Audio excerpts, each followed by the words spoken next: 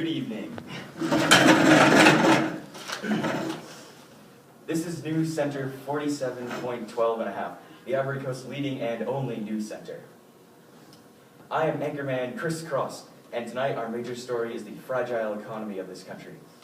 To start off tonight, we have Bonnie Buckman live from the Ivory Coast. Over to you, Bonnie. Thanks, Chris. I'm here on the Ivory Coast at one of the local coffee bean farms.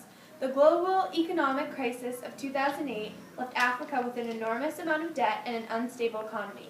The IMF has put several structural adjustment policies in place to help the economy of Africa. The policies put in place by the IMF include reduction of government spending, budget tightening, elimination of subsidies on food, privatization of state-owned businesses, reduction in barriers on trade, foreign investment, and ownership. In addition to their policies, the IMF has provided around $7.7 billion in debt relief aid through the HIPC initiative.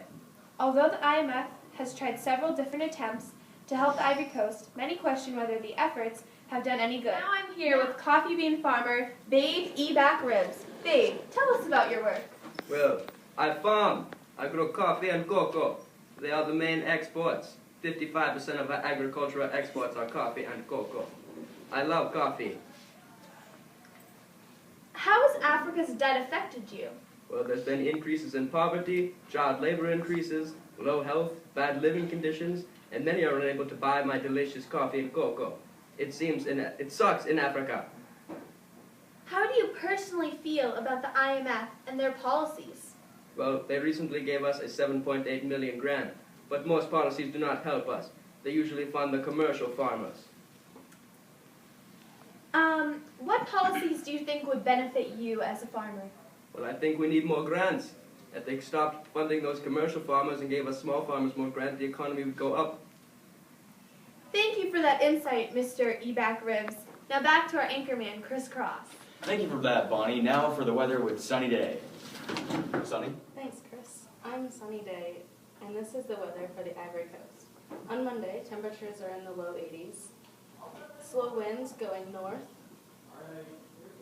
8 to 10 miles an hour. Visibility is very clear. You can see for miles. Chance of rain, 0%. A great day for farming coffee and cocoa. Back to you, Chris. The economy of the Ivory Coast is currently at a low.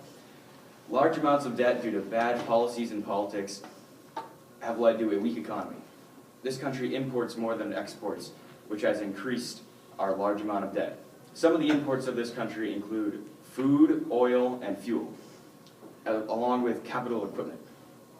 While our exports are coffee, cocoa, timber, petroleum, cotton, bananas, pineapple, palm oil, and fish. Even with these exports, the Ivory Coast cannot make more money than it spends, which is causing a pretty big problem. And now we have some history with our historian, Cynthia Rodman. Cynthia? Oh, hi. I'm Cynthia with the history of the Ivory Coast. We gained independence from France in 1916. Not much has happened since then, except a civil war in 2002. It didn't last long.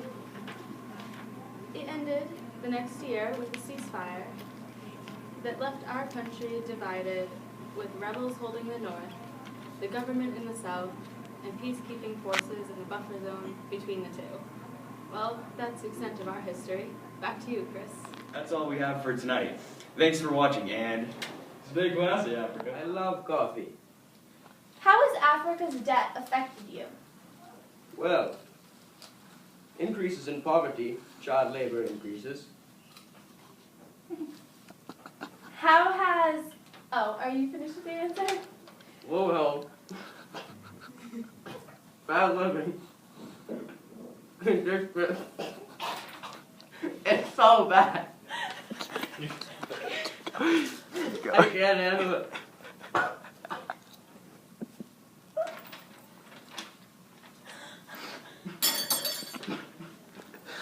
So, does that conclude your answer? Oh. And many are unable to buy my coffee and cocoa. It sucks in Africa. I hate what follows. Oh wait, that's you. How do you personally feel about the IMF and their policies? Well, we recently got a $7.8 million grant, but most policies do not help us. They help the commercial farming, not us small farmers. What policies do you think would benefit you? I think that they need to help us small farmers, give us more grants. Thank you for that insight, Mr. Evac Ribs. Now back to our anchorman, Crisscross.